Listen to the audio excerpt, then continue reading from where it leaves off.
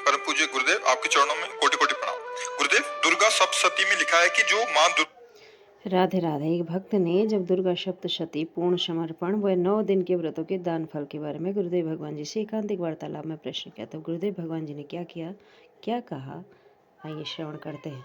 दुर्गा जी को अपना सर्वस्व अर्पण कर दे, उसको तो शरणागति मिलती है। माँ ने जितनी समझ, जितनी सामर्थ्य, जितनी शक्ति दी, मैंने अपना सर्वस्व अर्पण कर दिया। महाराज जी, कुछ तो कारण है कि इतना होने पर भी पूर्ण शरणागति नहीं हो रही। कृपया मेरे मन की इस दुविधा को। अभी आपने समर्पण किया, आपको याद है, इसलिए आपने समर्पण नहीं किया। ये अहम स्मृति है ना, अहंकार विमूढ़ आत्मा करता हमिति मन्यते। मैंने ऐसा किया, क्या समर्पण किया? कुछ नहीं। आपको याद कहाँ है? जब आपको याद ना हो इस बात का, मेरा कुछ है तो माँ का है, तो आपका क्या बनना है? फिर आप भी तो माँ के हैं, तो आप भी माँ स्वरूप ही हो जाएंगे। देवी प्रपन्नार्थ हरे प्रसीद प्रसीद मातर जगतोखिलस्य प्रसीद विश्वेश्वरी पाहि विश्वम तुमीश्वरी देवी चरा चरस्य। तो तुम भी तो वही हो। मात्र शक्ति तुम में भी तो विराजमान है। वो शक्ति नहीं आई, वो चैतन्यता नहीं आई, तो समर्पण नहीं हुआ ना।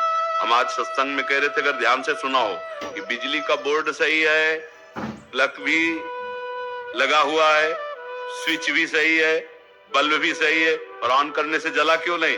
बोले कनेक्शन सही नहीं है।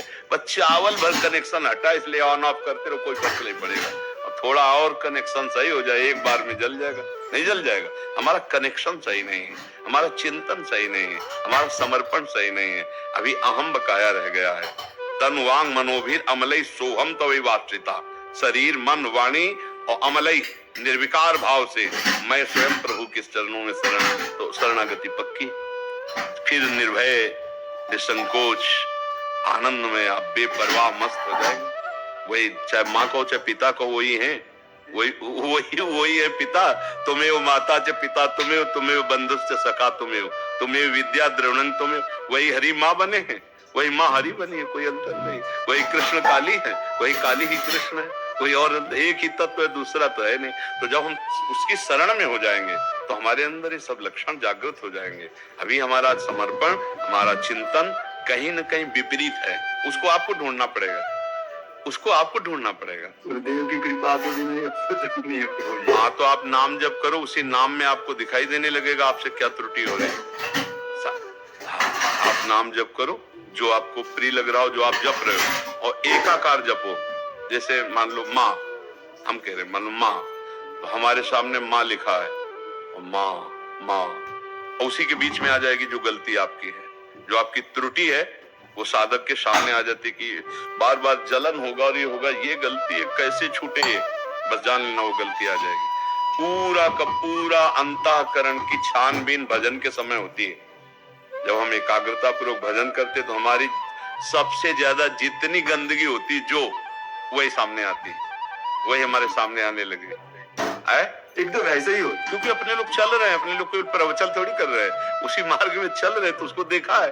उसी कमियों को हम क्रमशः दूर करते हैं, धीरे धीरे एक एक बात पकड़ी, आज ये छोड़ा, फिर ये छोड़ा, फिर ये छोड़ा, और धीरे धीरे निरपेक्ष होते चले जा रहे हैं। नया संस्कार न बनने पावे, पुराने संस्कार निकल रहे हैं, और भजन हमारा एक तार चलेगा, तब ये पकड़ आएगी। ऐसे मनोरंजन वाला भजन नहीं काम करता है। इसमें काम करता है एक तार भजन। तन्मयता पूर्वक देख भी रहे हैं, वही सुन रहे हैं, वही हम अंदर से जप रहे हैं। फिर उस समय सारी कमियां आ जाएंगी आप में, जो जो कमी वो उस समय दिखाई देने लगेगी। ये कमी है, ये कमी है, ये कमी है। बस उन कमियों को अपने दिमाग में नोट करो और धीरे धीरे हटाओ, तो आप शरण में माँ के होते चले जाओगे। माँ को पुत्रो जायते कुचिदग कुमाता न भवती। उन्होंने तो प्यार ही किया है। हमारी तरफ से जो कमी है, उसको हम माँ के ज्ञान बल से, बुद्धि बल से दूर करते हैं, और माँ के करुणा में चरणों का आश्रय लेकर के माँ स्वरूप हो जाते हैं। चिद चिद लक्षणम, चेतन अचेतन वही तत्व है, उसी में लीन हो गए, तब हो गया।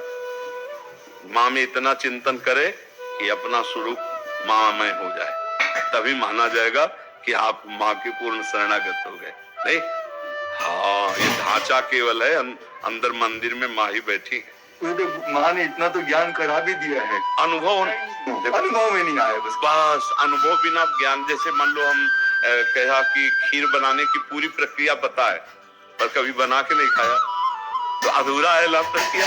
एक बार चक बना करके खाए तो ये बात अनुभव में आ जाए, तभी अनुभव गम में भजे नहीं सकता।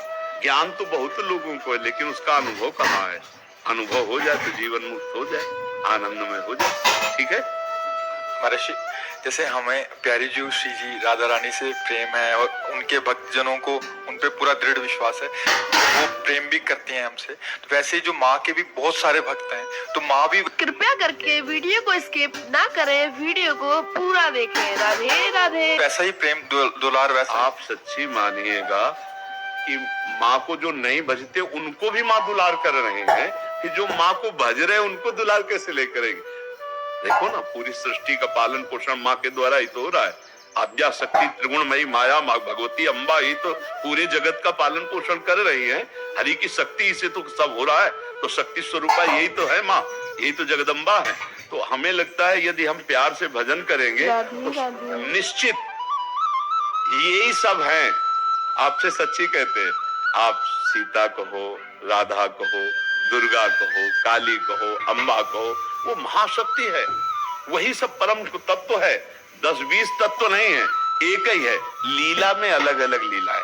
कहीं माँ का शांत रूप है, गौरी शांत रूप, कहीं विकराल चामुंडा भद्रकाली विकराल, कहीं विकराल कहीं शांत, उन्हीं के सब रूप है। हम अगर प्यार से माँ को भजेंगे तो भगवत प्राप्ति भी हो जाएगी, ब्रह्म बोध भी हो जाएगा, जो चाहोगे वो हो जाएगा। पर इतना मानना है कि माँ से बढ़कर कोई नहीं है।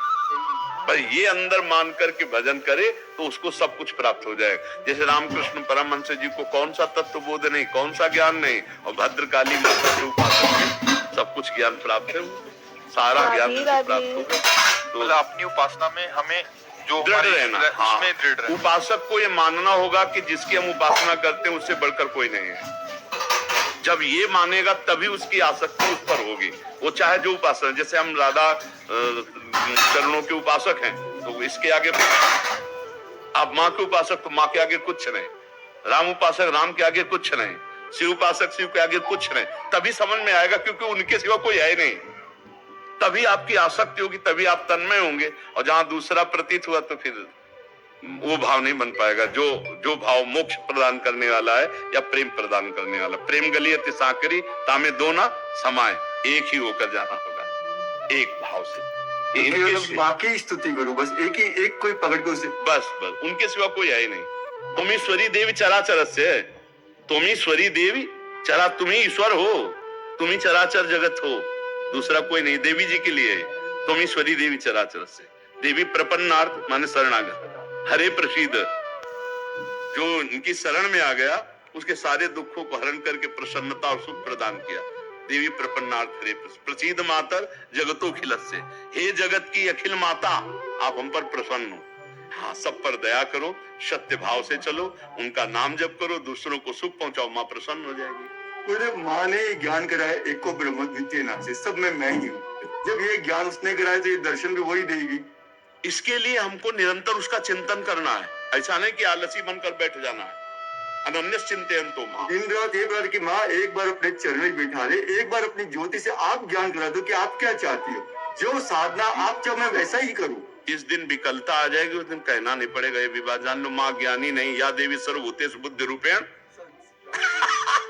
तुम्हारे अंदर, तुम्हारी बुद्धि में ही वो बैठी हुई है। बुद्धि में प्रकाश नहीं हो रहा है जी, लेकिन इस जवान को रगड़ो, माँ माँ, दुर्गा दुर्गा दुर्गा, राधा राधा राधा राधा, रगड़ो, तभी हम कह रहे जवान को रगड़ो। अभी मलिनता नष्ट हो जाएगी, तेज प्रकट हो जाएगा।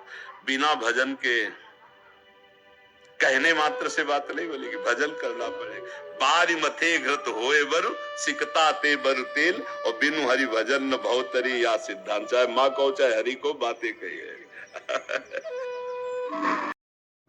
राधे राधे। परम पूजनीय गुरु जी श्री प्रेमानंद जी महाराज के ऐसे ही प्रवचनों को, एकांतिक वार्तालाप को श्रवण करने के लिए चैनल को लाइक शेयर सब्सक्राइब कीजिए। राधे राधे। और आने वाले दिनों में माता नवरात्रि आने वाली है, तो माता के 9 रूपों की कथाओं का श्रवण करने के लिए चैनल पर बने रहिए।